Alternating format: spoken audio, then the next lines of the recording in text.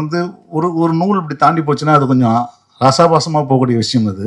அது எவ்வளோ என்ஜாய் பண்ணாங்க எல்லாருமே. இப்படி ஒரு வாழ்க்கை, இப்படி ஒரு புருஷன், இப்படி ஒரு அஞ்சலி, இப்படி ஒரு சிவாந்திராதா அப்படின்னு சொல்லிட்டு யோசனை வருது இல்லையா? அந்த அந்த இடத்துல ரைட்டர்ன்ற ஒரு ஆள் வந்து ரொம்ப ஸ்ட்ராங்காக உட்கார்றாரு. ஒரு சில சீனை முடிக்கிற இடத்துலலாம் தாண்டி அதுக்கு அடுத்த லெவலுக்கு போகக்கூடிய விஷயம் இருக்குது பார்த்தீங்களா? அதெல்லாம் தான் வந்து ரைட்டர் ராமுடைய பெரிய ப்ளஸ். அதை கேரி பண்ணதாகட்டும், அடுத்தது பாட்டு.